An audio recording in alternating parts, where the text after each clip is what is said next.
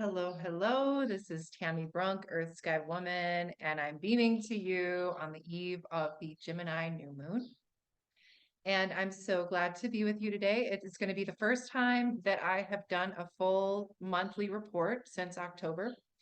And I'm going to begin here just by really dropping into this new moon because it's a really powerful one. It's there are so many features of this new moon that are um, really out of the ordinary. So I'm going to go ahead and pull up the chart for this new moon from where I am currently in New Mexico and point out a few things about it that are just really, really quite incredible.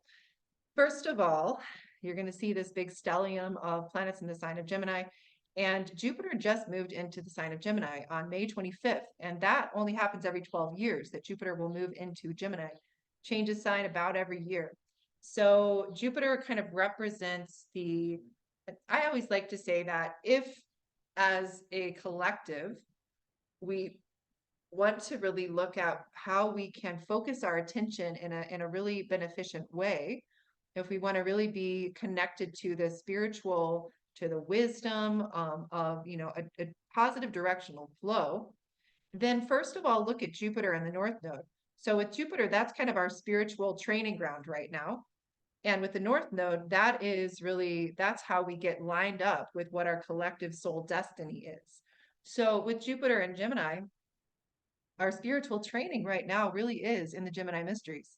Now, not only that, but we have also something really special that happened yesterday, which is that Venus is what they call is at Cazimi, meaning that Venus is at the heart of the sun. Literally yesterday, the 5th, Venus was within exactly in lined up with the sun on the other side of the sun. So I was in meditation right at that time for about an hour in the sun, literally experiencing the sun's rays just beaming down on me in the morning. And it was really extraordinary, just an incredible opportunity to do that. And very otherworldly. There's a lot of that energy right now. Neptune is really strongly in the field as well. So there is this kind of otherworldly energy with that Venus activation, which is very mysterious because if you see Venus as the feminine divine, she's kind of in a galaxy far, far away. She's just the goddess is off the world stage. And literally what I heard her say yesterday when I was trying to talk about her again was she's like, it's not about me. And I was just like, oh, good. Thank you. Because there are so many other things to talk about. It's kind of like, let her do her thing. However, even saying that, you look at this lineup and it's pretty extraordinary that she's almost exactly conjunct the sun and the moon at the new moon. So she's doing her thing out there. We're in this Gemini new moon portal. And then we've got Jupiter and Gemini. So, and at the same time, we've been in the window of a solar maximum period where the sun has its greatest amount of activity, all these sunspots, geomagnetic storms, these massive flare-ups that we've been feeling. And that's what we saw with the auroras. You can see the physical effect of that. And that has an effect on our bodies and it has an effect on the earth. So the sun has really been highlighted this year with the solar eclipse on the 8th, where we literally, those of us in the path and everywhere, I think, really felt the massive impact that the sun is literally having on our bodies, on the earth's body. And so we're really, in that window of feeling the activations. And I do believe very much, as many others would say, the solar light is literally acting like an upgrade. It is literally waking us up, and that a lot of what we're trying to do right now as a human species is to do everything we can to make more easeful that process of helping our bodies and the earth herself to absorb this new kind of light that and that can feel really uncomfortable. So there are a lot of things that are important for us to do right now, which is to hydrate more. We might need to rest more in certain periods because our bodies are trying to become accustomed to the sun's way of, the kind of the light that's coming through that is different. It feels different, and it's a lot. It's a lot for our systems to handle. And you can think of it that way. You can also, of course, talk about it like climate change. And in any case, the sun is the sun's presence at this time is something that we are really experiencing and trying to integrate into our systems and our ways of being.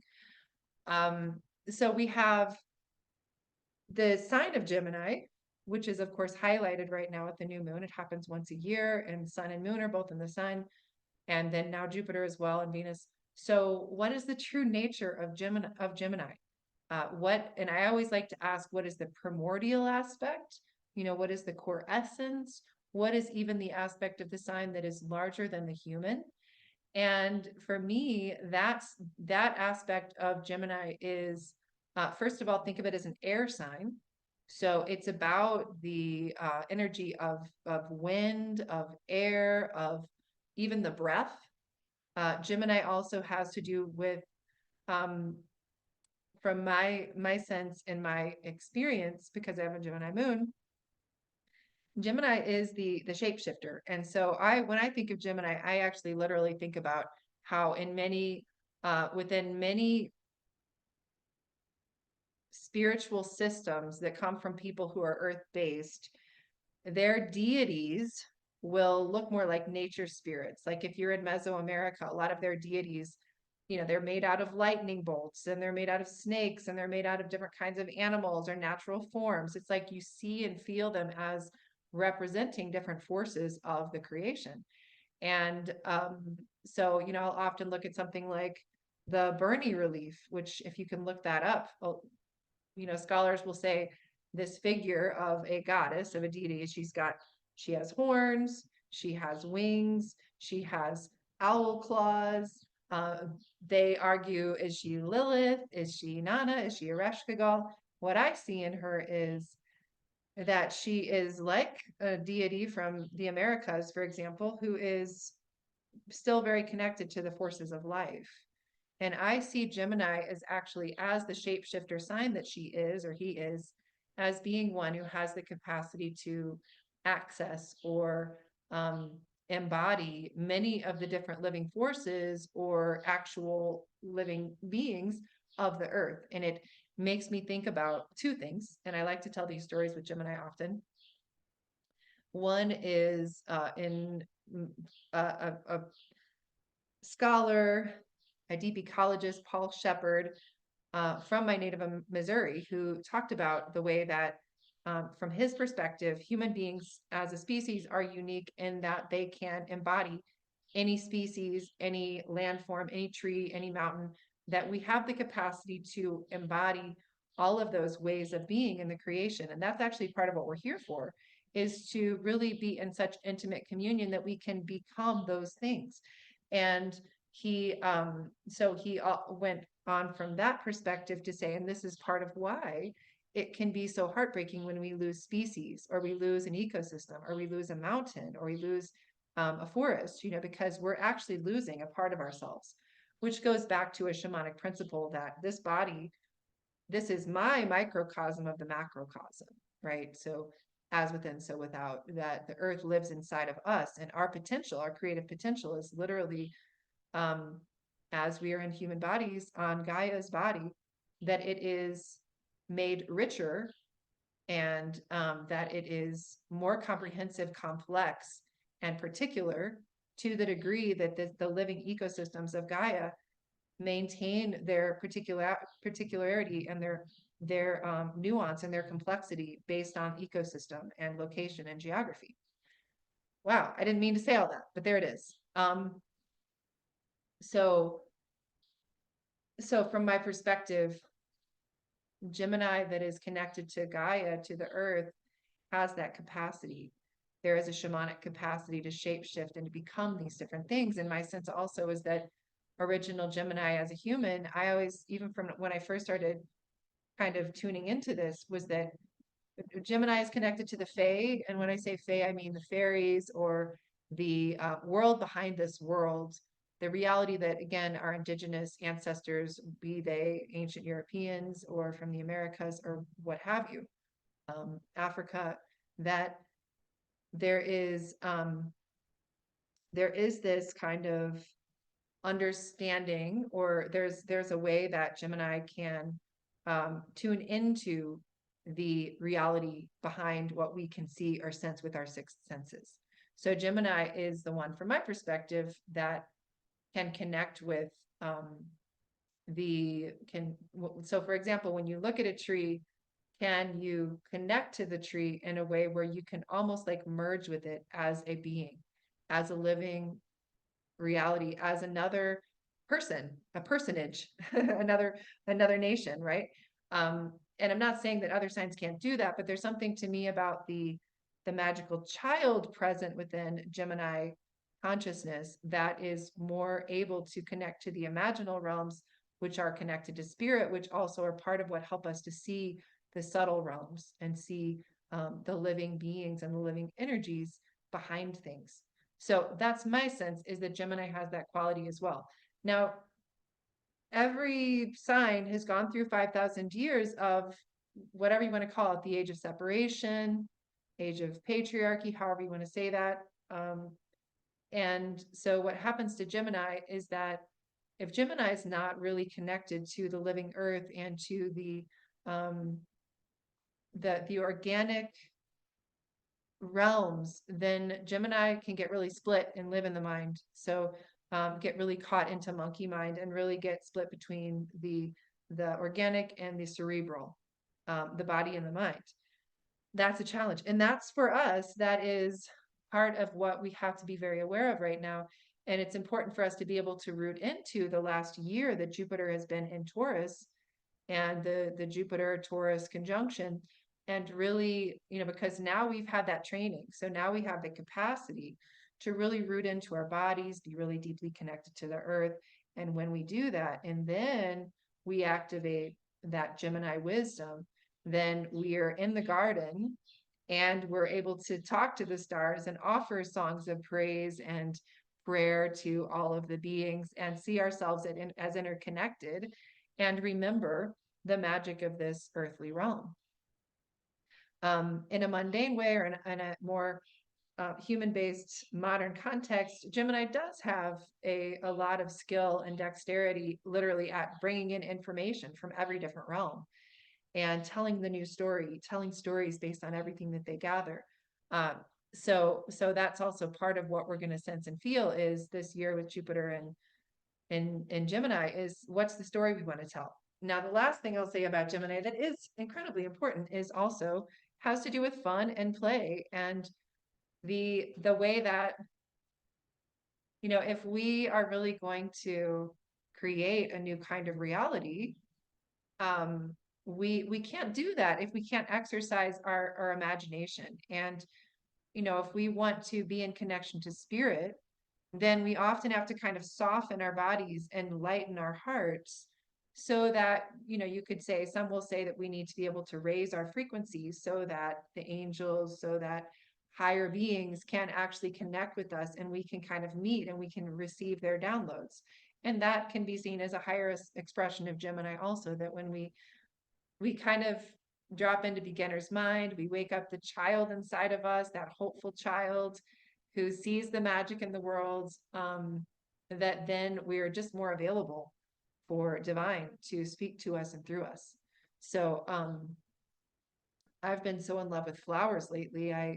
In my back patio, there's this beautiful desert willow, and it has these astonishing flowers. They're just pink little trumpets, and they're all over in the tree, and they're just dropping all the time. And it's like heaven up there with all the hummingbirds and the bees and the bumblebees and little gnat catchers. And it's just, it's astonishing. And I've been putting the flowers in my water and drinking them and drinking the nectar. And it's like Gemini, again, it feels to me like the fairy realms. It's like the magic that we're actually here to experience as humans. The gift of being alive is that this planet we live on is filled with beauty. It's just beyond the beyond. And I often wonder, I'm just like, how is it that as humans how could we take this place that's so gorgeous? How can I take a walk through the forest, for example, with a friend, and all we're talking about is the drama of our relationships? Like, how do we do that? And I think it's funny because it's like, what can we actually learn to be present to the absolute miracle that this creation is? Like, that's a Gemini question, I feel, in its heart. All right, there's so much more to say, and there's a lot you can read about Gemini that's very different than what I'm saying in any kind of anywhere. But to me, the heart of Gemini is helping us remember the magic in the creation, and then to find the words and find the songs and find the poems and find the prayers and find the praise poems that help us speak to that and help us invoke that and help us to have the story that we tell be one that creates more beauty and that is opening a conversation with the realm beyond just simply the human. And when it comes to the human to human Gemini connectedness, well, I think that it's time for us to remember to how to, Gemini loves to network. Gemini loves to create maps. Gemini loves to localize. I think in addition to all the Pluto and Aquarius energy, with those two together, Jupiter and Gemini and Pluto and Aquarius, when we are applying that brilliance in both of those realms to the organic reality and to this new evolving possibility that we're here to step into in this absolutely epic threshold year, then there's a lot I think that you will see and we will see happening at the local levels where we are again relocalizing, we're creating maps and connecting with each other to create amazing magical things on the ground with each other and seeing what can happen when we co-create. I think that is what's already happening, and I think we're going to see that a lot more. Okay, so to me, that's the Gemini new moon. And then just to add a few layers to it of what else is happening, we have Mars that has recently been with the North Node and then Chiron. And so it's about to move into Taurus for the month.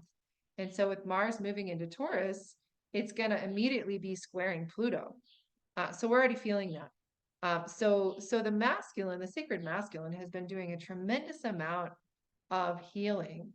And especially that healing has been happening as it moves through the sign of Aries, which is the really, you could say, one of the expressions of the masculine that has been the most wounded and where men have had the most imprinting to kind of carry that distorted warrior energy that might be very individualistic in a sense, but also that individualism is coming from a place of insecurity and feeling like they're not enough, so they've got to prove themselves. That's the Chiron Aries wound. And then, of course, it's not just in men, it's in us as in women as well. But it can be the wounded warrior within all of us that is really afraid to connect and be vulnerable. And so I think there's a lot of healing that's been happening around that for all of us. And we also can see what's very interesting to me right now as well is that we've got Chiron and the asteroid Hygeia, the fourth largest asteroid in the sky, are conjunct right now. So there's something, and Mars was activated by both of them. So we could see Chiron as this really powerful, sacred, masculine healer. And then you can see Hygeia, actually, I love her as a really a powerful symbol and energy of healing. That she had many temples dedicated to her, like Asclepius. She and Asclepius are very much like the feminine, masculine, same kind of energies, and they're dream healers. And so Hygeia as a goddess and as an astrological force is about snake healing, about dream healing, and there is with that a lot that has to do with just the basic. When I think of Hygeia as well, it's just Hygeia literally means health. It's like, how do we live our lives in kind of a practical daily way to integrate more health and more healing? And when you think both Chiron and Hygeia are in the sign of Aries with Mars, and now Mars is very close to Eris, so Mars has had to be very close to his sister Eris, the feminine version of the war god. We've been healing a lot of this. We've been probably feeling first with all of the solar activity, this kind of inflammation of all that fire, all of that really powerful fire energy. And interestingly, we could also see that even Venus, she's been in a, we talk about ascension. Well, Venus has been in an ascension process, down and in. But when she ascends, that word literally means inflamed. She's on the other side of the sun. She's inflamed, engulfed in the fires of the sun. So there's a lot about this inflammation. Our Earth itself, with the changing climate, has felt quite inflamed. Many of us, especially here in the US, if you want to see, we in the US are in a Chiron return, meaning that we are in this country, we're going through a massive healing crisis. And a lot of that healing crisis literally has to do with the health of the people in the US. Children in the US are massively unhealthy compared to other countries. And there is a massive epidemic of inflammation, that unhealthfulness that's related to inflammation and what we eat, the toxins in our food, the stressful lifestyle, so this is something that we're seeing playing out as well. And so my sense with Mars moving through that kind of gauntlet of the North Node, so what is healthy Aries? We'll talk about that in a second. And then Pisces, Chiron and Hygeia. There's this massive healing that's happening for the part of us that is, the masculine around the wounded warrior, the part of us that's going to keep pushing, that's going to keep driving, that feels like you're never doing enough, that's being forced to heal, being forced to try a new way. And I think it's interesting that, of course, Mars started with that conjunction to the North Node and Chiron, which to me feels like there's a lot of beautiful progress that's been happening in terms of helping us to heal the wounded masculine inside of all of us. And men themselves are also have been doing a tremendous amount of healing, and I see it everywhere around me. So that's a really powerful activation now as well. And okay, so, and those feel like some of the most essential activations of this new moon. All right, so I'm going to stop the share there. And so, in the context of the new moon, I already have brought up a lot of the other bigger themes right now. But when we look at this month, two other big events, of course, are the summer solstice. And of course, this is, always one of the big festivals, one of the big sacred timings of the year. And it is when the sun moves into zero Cancer. So we move into the season of Cancer. It's halfway through the year. To those of us who come from ancient Europe, it is a time when the prophecies talk about how the sun is held in the hand of the high man, Orion. That's when the sun at the summer solstice is in that point. And so and it's also, so that is something that can only happen every 26,000 years. So we know from this prophecy and many, many others that we're living in a turning of an age, but that's something that's really extraordinary. So not only do we have the summer solstice, which is always a very powerful event, but because we have the moon at this lunar standstill, this major lunar standstill window, that is one of the full moons during this lunar standstill window that you can really see the extremity of where the moon is located on the land. It's going to be at its extreme.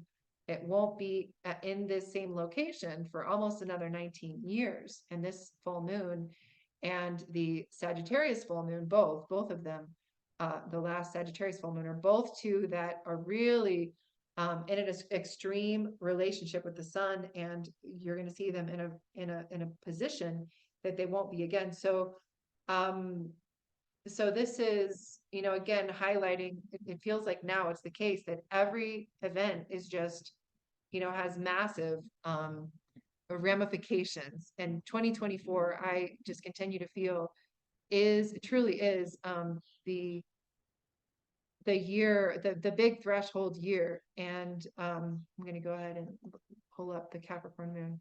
So, second, okay. So here it is, the Capricorn full moon. It's at 1 degree Capricorn, and again, Venus is still quite close to the sun, and Venus is going to emerge out of the underworld around July 8th. So she was in the morning sky last year from August 19th until she disappeared around April 27th of this year. She was in the morning sky. And then now she's been on the other side of the sun for about 2 months in the great below or in the underworld. So she's still going to be quite close to the sun, but in the sign of Cancer. And so, you know, the other piece of this full moon that's a big deal is it's happening right as Neptune is squaring the sun. So there's a big square to the sun here. Oh, and then there was a square to the sun. The new moon was squaring Saturn. So that's the other big energy of the month, is that we've got Saturn is, there are all these squares to Saturn that are happening with the new moon. And then after that, and then the sun is squaring Neptune. And of course, Neptune and Saturn are, you know, not that far from a square from one another, but basically both Saturn and Neptune are stationing retrograde later near the end of the month. And so we have to ask, and then we've got Neptune as well at 29 degrees Pisces. It's been there since about May 3rd. It's going to remain in that degree until later this summer. And then once again, it's going to be at that degree next year through the very beginning of 2026. The reason that's significant is when you've got a planet that is at 29 degrees, that sign, you're at a very potent threshold, a tipping point. And we could say that they call that the degree of fate or the anaretic degree. And so one of the ways I see it always is that it's this compressed kind of wisdom that carries all of the history and all of the lineage of that sign. And, you know, it's kind of like being an old soul. People think that's a good thing, but sometimes it's also you're carrying a lot of memories and a lot of baggage. So you have a lot of wisdom. But there can be this experience of grief or loss or carrying the weight of the world. It can feel that way. So the key, of course, often is with that is to understand that we're carrying. We're in a very interesting moment. I think all the Gemini energy is inviting us to look at the world through fresh eyes, to really open into the heart of the child and see the beauty in the world around us, and to learn to pivot and to shapeshift and change as we need to. And so we have that fresh, new incoming energy. And Aries is very similar. You know, Aries is the first sign of the zodiac.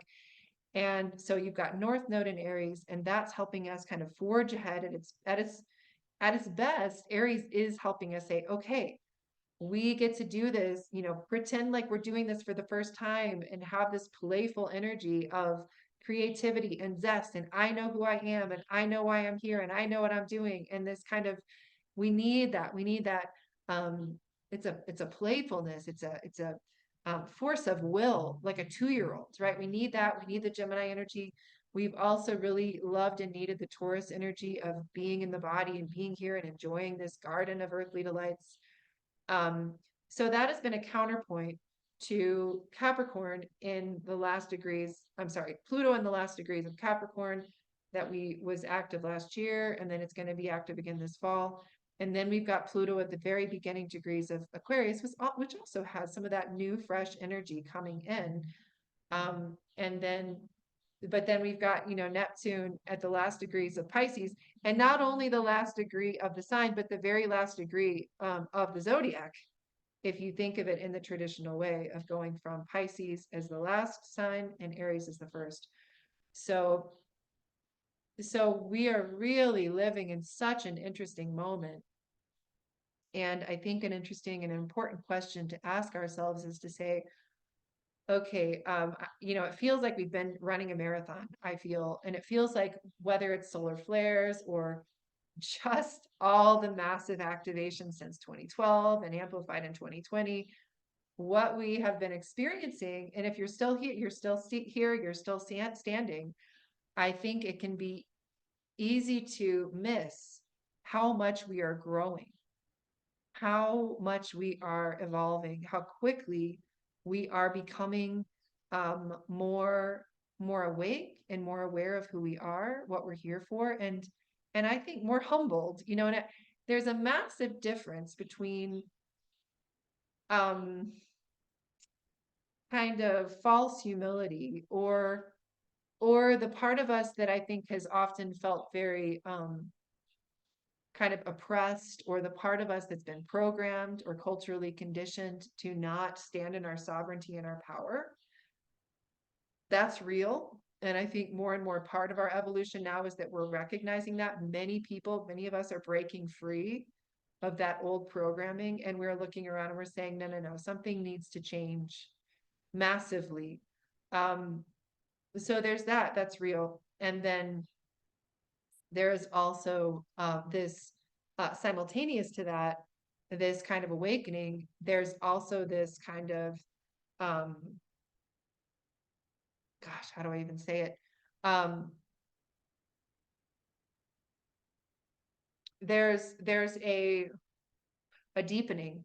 You know, you can talk about Saturn in Pisces, you can talk about Neptune at the anaretic degree, and then talk about how this month those two are really highlighted, and there is a level of spiritual sobriety and a deepened soulfulness and a humbleness and a softening that I think we can also credit I think we can credit Chiron and Aries, and we can credit even the South Node in Pisces, and that polarity between the Aries North Node and the Pisces South Node, where what I see happening around me is that we are becoming much more skillful and loving and compassionate in the realm of personal relationship. And when I say that, what I mean is, at least in the circles that I know and in my personal life, there's an interesting learning about how it is to presence ourselves in relationship with greater honesty, authenticity, presence, and simultaneous to that, really healing a lot of the wounds of codependence, really wanting more genuineness. And, you know, many of us have lost a lot of relationships, a lot of friendships. And then at the same time, many of us have strengthened longtime friendships and come into new forms of relationship and friendship that where we're really seeing that we're growing in big ways in terms of our capacity to heal, repair friendships, to step into new dynamics in relationship that feel really satisfying, feel more authentic, more honest, more true. You know, I'm seeing a tremendous amount of growth happening in the realm of personal relationship. And again, when I say increased authentic humbleness, when I look around at human beings and when I spend time listening to conversations and just with the people in my life, I have a pretty big circle of family and friends who I have maintained close relationships with over the years, family, friends, colleagues, and extended community. And I just feel people's hearts opening more. Now, this goes to completely against what a person would see if you're just watching the news. And clearly, what is happening, what is unfolding around the globe right now, the horrors in Gaza and in other regions of the world is unprecedented in that we can see at such a mass scale the horrors of what has been done to entire communities of people is playing out in front of our eyes right now. And I think it has broken open many, many individuals' hearts. And I do feel that what the Palestinians are enduring is waking people up at a scale that we haven't seen. And I do think that's also very much related to Mars moving through all of that Aries, and with Chiron and all of that healing the wounded warrior's heart. My sense is that as a humanity, it may not look like it on the surface often, but I feel like when I look at what was happening in Gaza in 2014, and I was very involved in that region at that time, nobody was talking about it in my world. Now, and arguably, you know, there is a lot of suppression and there's a lot of censorship that happens. And, you know, many people have, you know, many of us have have not kept it front and center. At the same time, my sense again is that, and thanks to many who have stood up and who've spoken about it, and just the time that we're in, that I don't think that our human hearts, that our humanity is the same as it was when this all started October 7th. Um, I feel like in some ways it has forced us, many of us, to look at things that what we weren't willing to look at in the past. And I do think a tremendous amount of grief and sobriety around what's happening in the world. It's deepening us, and I do feel like we're evolving. And again, it doesn't look like that on the surface often. And arguably, with all of this air, with Pluto in Aquarius and then Gemini, Jupiter, it's a choice that we make to be sure that we are staying human and that we are maintaining a connection to the organic and to our close relationships and tending to humanity and to our communities on some level, because the pull of distraction of our devices is not decreasing. So, and especially for our young people.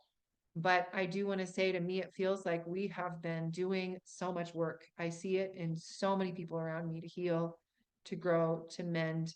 And I do believe the healing we each individually do has a massive impact to the world around us. So it's an incredible month. There's so much going on. I have to confess, I've been wanting to just embody this playful Gemini spirit. And 2 days ago, I did. Today, I have Chiron right on my ascendant and Hygeia. So, I think many of us are just feeling both. We're feeling both, and that is Gemini. I'll tell you, yesterday I was walking down this beautiful street and talking to every single tree and flower around me. Everybody probably thought I was crazy. I mean, I was talking to my neighbors too, and the dogs, but just feeling so full of awe and wonder that I get to be alive on this planet, in this feeling body, these strong legs, this just like, I get to feel the breeze on my face, the perfect lighting, the scent of, I'm like gushing over the desert willow that has the deepest pink blossoms. I mean, people, like, we live in a amazing world. Like, it is so gorgeous and incredible to be here. And then today I wake up and, I'm just super cranky, and I just don't feel so great. And I'm thinking about, the practical mundane issues of being a human in this moment. And like so many of the rest of us, it's like there's a void also in terms of how to make the 3D reality, economics and all of that, how to make that work. We're all in that game too. And I will just close by saying that a really dear friend of mine, we were talking yesterday, and the phrase that came to mind was, are you being redirected? Are you being redirected? And we both felt that. It was just, I've had some of my own personal challenges over the last month where in the 3D realms is like, really? Seriously? Like, how is this not moving? How is this not shifting? I feel like I'm doing all the things I need to do to move the needle when it comes to my physical, tangible reality, and it's just not budging. And but I keep getting the message, the insight that there's a way that I am being redirected by spirit in some way that I really am needing to soften and surrender so that I can really follow that call. And it involves letting go of my comfort zone. And that's true for all of us. It involves letting go of some of my momentum that really isn't necessarily taking me in the direction I want to go. And it's uncomfortable. And there is this feeling of the void, but I just keep saying, okay, redirect me. I'm willing to be redirected. So that might be the experience for some of you as well out there, is really wanting to soften and ask, where am I attached to certain outcomes? Where am I attached to life looking like this? Where am I attached to what I thought my vision was supposed to be today? versus what's actually coming alive inside of me and where I'm being guided. I say all those things, and I'm quite aware that, Saturn and Jupiter and Mars are all visible in the morning sky now. And, and the Saturn is stationing, Saturn is a big activator with this new moon. And so is Neptune. So there's this necessary balancing between following the path of spirit. Neptune, Gemini, both have a lot to do with that. It's a more feminine, you could say, um, orientation to being in flow. And then balancing that with more of the Martian, like Mars, take action, do the thing, know when it's right to do the thing. And then the Saturn, creating the structure in the container, and sometimes doing the thing that builds the muscle mass that's uncomfortable. We're right there in this center point. And I know, Venus, sweetheart, you said it's not about you, but I've been in training with her for 13 years, and more when I think about the Inanna Venus mysteries, and that's for those of you who don't follow my work, that in Kaylin Castell's work that we did together for many years, that was emerged from shamanic astrology lineage. The stories, the first written stories from the Western pantheon, from ancient Sumer about the goddess Inanna, are about her descent through 7 gates to go into the underworlds, go through a death rebirth process, and then ascend through those 7 gates, reclaiming the vestments. That journey, the Venus journey, which to me actually feels like it's not just about the feminine, it's more about what does it mean to be a human on the earth? What is the alchemical procedure of what it means to incarnate, to ensoul? And that path is integrative. We do live in a realm of polarity and duality. And so the question is, true alchemy has to do with balancing. If I'm really far over here, well, then I'm going to learn to balance over to here. And sometimes it's also mysterious on the level that, like, there is an alchemical principle of abetting, which is kind of like if you're sick already, and if you have a fever, what they would do traditionally is pile blankets on you so that you can get even hotter and hotter until the fever breaks. And I kind of feel like that's where we're at as humanity right now. It's like that abetting process, like bring on the heat, and that's where the goddess is. She's in the heat, in the furnace of the sun, until the fever breaks, and so that we can cleanse and clear and purify from our systems the places where we've been out of balance. So, sometimes it's a linear, rational thing that I've been too focused in the realm of the mind or spirit. And so now I need to go and work out or take a long walk and take a bath, be in my body. And sometimes, and oftentimes, we think we're in charge, but larger forces are actually orchestrating what's happening. And it's for us to surrender and allow ourselves to be really cooked and heated and purified. So in a process that may feel very mysterious and that we may really honestly have very little control over. And I think that's really where we are as a humanity. We think we're in charge. And on some level, we really are. Our thoughts are so powerful. Our emotions are so powerful. The divinity inside of us is far more powerful than we know. And when we are connected to the earth and the dragon lines and the life force energy in the earth, and when we're really living in our bodies, we are so powerful. And then when we are also in our sovereignty and we're also connected with love, compassion, and true unity with our fellow community members globally and locally, I think we're unstoppable. The amount of change that we can affect is absolutely beyond the beyond. But there's a lot within all of that that is larger than our conscious awareness. And so there is a big surrender process underway. And this month is going to continue to involve a lot of that. So, I think we have to it's this dance. It's a dance. So I would invite you this month to really allow yourself to enjoy the journey, allow yourself to enjoy the dance steps, but practice deep compassion because, and really be able to look back since 2020, 2012. And I've been really taking a lot of time. Gemini likes to journal as well, likes to work with words and processing. And I've found it to be incredibly helpful in the kind of amorphous nature of these times to really track and be like, okay, what have I been learning? Where am I growing? What, literally just writing, what have been my experiences, my major experiences since 2020? And to work through that and to be able to really kind of ground and root into the wisdom I've been accumulating. I'm not the same person. You're not the same person you were in 2020. We have changed so profoundly. We're softened. We are cooked. We've been deepened at the soul level, and so wishing for you this month just so much magic. Those days of just like being in absolute wonder and awe at the exquisiteness of this earth, of the love you have in your life, of the moments of magic and miracles and possibility, and just to hold your heart in those days that can be searingly uncomfortable or devastatingly, devastating loss. Plenty of us have been experiencing that as well. So sending you lots of love, and I'm so glad to be with you again. And I hope that your June is just full of magic and mystery, and that you just step into it with a whole heart. Being willing to, we're asked to just moment by moment, step by step, to just really more and more to learn to be in life, to move through life fully with our presence. So lots of love to you until next month.